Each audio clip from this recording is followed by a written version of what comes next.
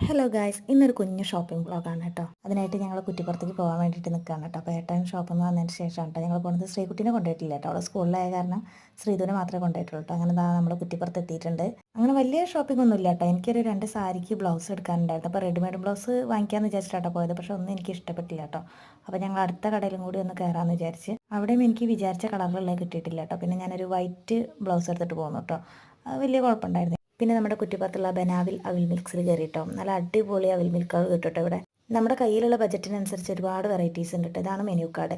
ഇവിടെ നല്ല അടിപൊളി ആംബിയൻസ് ആണ് കേട്ടോ. നല്ല യെല്ലോ ഗ്രീൻ തീമിലാണ് കേട്ടോ ഒക്കെ ചെയ്തിരിക്കുന്നത്. നമ്മൾ മാംഗോ ഫ്ലേവറാണ് കേട്ടോ പറഞ്ഞിട്ടുണ്ടായിരുന്നത്.